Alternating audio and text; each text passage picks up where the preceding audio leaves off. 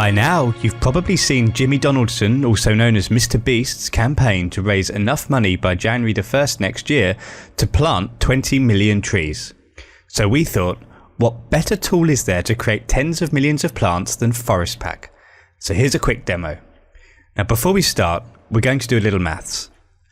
Assuming that these trees are packed side by side, how much space do you actually need for that many trees? Let's assume that we're going to plant our trees pretty close together at a density of about 525-ish plants per hectare of land.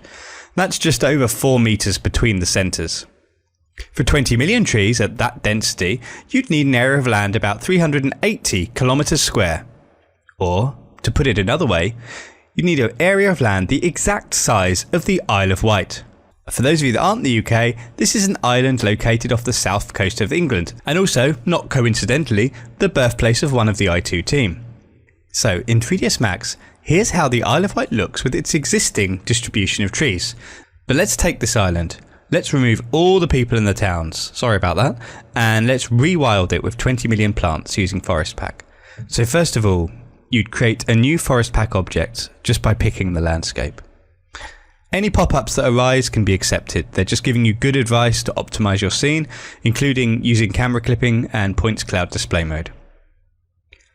So the first thing we're going to need to do to create that many plants is to remove some of the built-in limitations Forest has. It tries to stop you from creating scatters that are so large that you might crash your PC. Let's fly without a parachute and remove them by going to the display rollout and zeroing max items, and then going to the areas rollout to zero max density. Now it's time to pick a tree. Go to the geometry rollout and choose a tree from the built-in library. I'm just going to go for this black pine. We need the most efficient way to create the densest distribution possible. So for this we're going to use a solid white distribution map. As you can see, it has no black pixels, so no computing power is wasted calculating spaces in the pattern. Now we simply adjust the density setting until your trees are packed in nice and close together.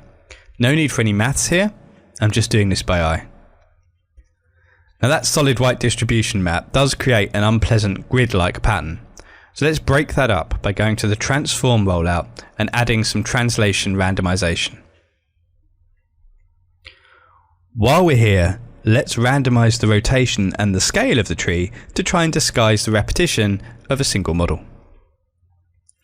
So trees seldom thrive in the ocean. To remove them, go to the surface rollout and turn on limit by altitude. Increase the minimum value until the trees are removed from the sea. And also while you're here, increase the maximum value if necessary as well. And then hit render. And wait. So there's a bit of a delay here. It is, after all, 20 million trees. But after a while, after a bit of calculation, the render will finish. And, well, it looks like we decided 20 million trees wasn't quite enough. There's actually 27,161,381 trees in this scene. And at this scale, it just looks like green moss. But if we move the camera in closer and then render it again, you can see that indeed this scene does contain individual trees. Moreover, the models and the materials here weren't optimized. I didn't bother. In fact, the tree I chose has in the region of 1.5 million polygons, so that's over 40 trillion polygons in this scene. Really, that's all there is to creating huge scatters with Forest Pack. Unfortunately though, planting 20 million trees in real life isn't quite so straightforward. So if you're interested in helping out, please head over to teamtrees.org to learn more about how you can get involved.